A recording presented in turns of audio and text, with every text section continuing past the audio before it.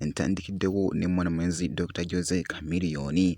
Olwaleero njagadde nnoonyereze ndabe kano akaviiri yakajjewa muganda wange Jose Chameleone, akaviiri ke yatukoledde n'akasiba. Ejjukira nti nno n'aka Burna Boy nga wookalaba, akaviiri kano kaagadde okufaananamu n'omwana mulenzi wali Omunigeria Burna Boy nga wookalaba, ate esayidi awo naye nga awo mu katambi nga bw'okalaba muganda wange yabadde ng'ali mu kwagaliza bali bannaffe ab'e South Sudan happy independence ennungi. Muganda wange gwe alaba Jaminati Yugi bwe kityo bwe kyatambudde, ate esayidi eyo mpozzi nga ate nkuzizzaako ku mukulu omuyimbi Alien Skin. Alien Skin yabadde amiitinze wali Spice Diana kw'ossa ne manager we manager Roger. Muganda wange gwe alaba Jaminati Yugi naye ng'ajjukira nti no mwana mulenzi ono Alien Skin ali mu kwesettinga kubeera nga agenda kubeera wali e Dubai ng'alinayo show muganda wange,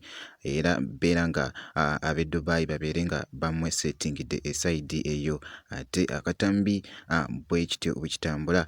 Naye ng'ate nga nkozezzaako njagadde olwaleero nnoonyerezeeko ku mwana mulenzi Pallaso we yabadde wali. Ab'e Butambala yabakubye omuziki ogwa kabi era nga bw'omumanyi anti Pallaso ne Kiravulaavu wali wonna. Ngenda kubeera nga nkulekera akatambi kano ate ndyoke nkomewo muganda wange tuva.